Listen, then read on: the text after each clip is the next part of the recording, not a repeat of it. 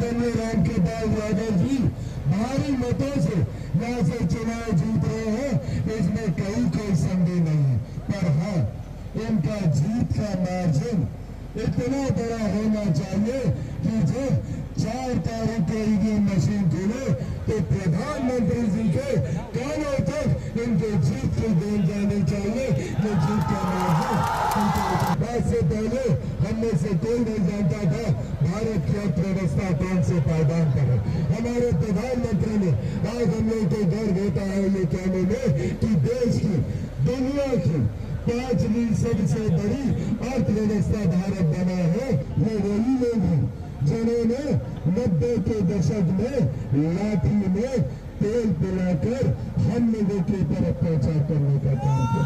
वो वही लोग हैं जो नौकरी के बदले जमीन लिखवाने का काम करते हैं। 6 चरण का मतदान हो चुका है और इस 6 चरण के मतदान के बाद जो जानकारी सामने आ रही है इसमें एक बात तो है, एक बात स्पष्ट है कि हमारे मौजूदा प्रधानमंत्री आदरणीय नरेंद्र मोदी जी 4 जून के बाद तीसरी बार देश के प्रधानमंत्री बनने जा रहे हैं। इसमें कोई संदेह नहीं।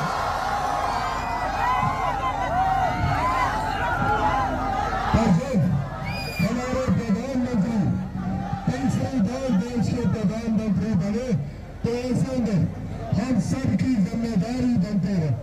तमाम पार्टी प्रक्रिया के जितने भी मतदाता हैं हम सबकी जिम्मेदारी बनती है कि हम एक ऐसे प्रत्याशी को चुनकर भारत की संसद में भेजने का काम करें जो प्रधानमंत्री जी के बगल में बैठकर हम लोगों की समस्या का समाधान करें।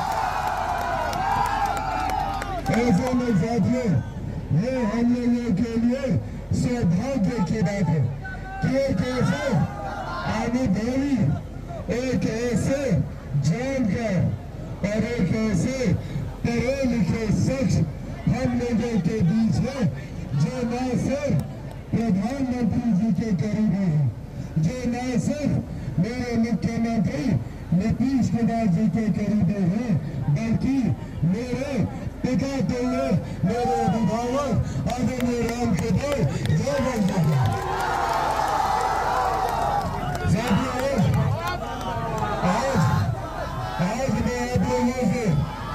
आज मैं आप लोगों से जिताने की अपील करने नहीं आया। आदरणीय रामकृपाल यादव जी भारी मतों से यहाँ से चुनाव जीत रहे हैं, इसमें कोई संदेह नहीं है। पर हाँ, इनका जीत का मार्जिन इतना बड़ा होना चाहिए कि जब 4 तारीख को ईवीएम मशीन खुले तो प्रधानमंत्री जी के कानों तक इनके जीत की देन जानी चाहिए। ये जीत का मार्जिन इनका इतना बड़ा होना चाहिए। साथियों, आज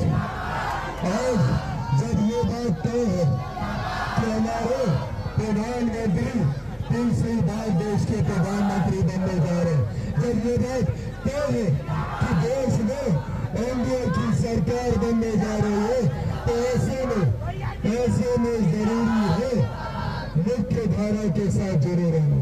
ऐसे में जरूरी है एक ऐसे व्यक्ति का साथ देना जो हमारी अर्थव्यवस्था को मजबूत करे। आज से पहले हमने से कोई नहीं जानता था भारत की अर्थव्यवस्था कौन से पायदान पर है।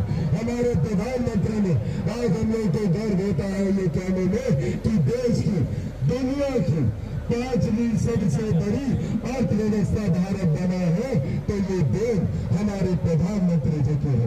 जहाँ हमारे प्रधानमंत्री ने अर्थव्यवस्था को मजबूत किया, तो वही गांव में बैठी एक महिला के सम्मान की चिंता दिल्ली में बैठे प्रधानमंत्री ने कर उनके लिए शौचालय बनवाने का काम किया। हमारी महिलाओं के लिए उज्ज्वला योजना देने का काम किया। आज से पहले जब घर पे बीमारी आती थी तो हम लोग को अपनी जमीन गिरवी रखवानी पड़ती थी, गहने बेचने पड़ते थे, पर आज हमारे प्रधानमंत्री जी ने आयुष्मान योजना देकर कहीं भगवान न करे किसी के घर पे बीमारी आए, पर अगर आती है तो 5-5 लाख रुपए का मुफ्त इलाज का प्रावधान हमारे प्रधानमंत्री आदरणीय नरेंद्र मोदी जी ने किया।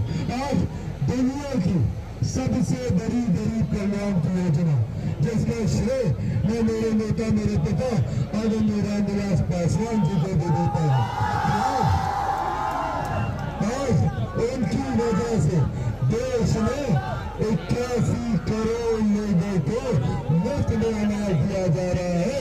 ये देन भी हमारे प्रधानमंत्री आदरणीय नरेंद्र मोदी जी की। साथियों, जहाँ एक तरफ गरीब कल्याण के माध्यम से विकास की तमाम योजनाओं को धरातल पर उतार कर शहर और गांव के दूरी को मिटाने का प्रयास किया जा रहा है, तो वही विपक्षी दलों का भी गठबंधन है।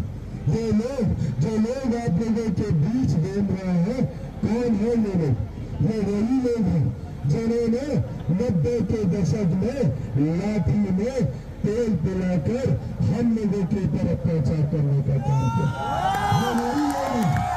ये वही लोग हैं जो नौकरी के बदले जमीन लिखवाने का काम करते हैं। लाइव बिहार YouTube पर सब्सक्राइब और Facebook पर लाइक जरूर करें।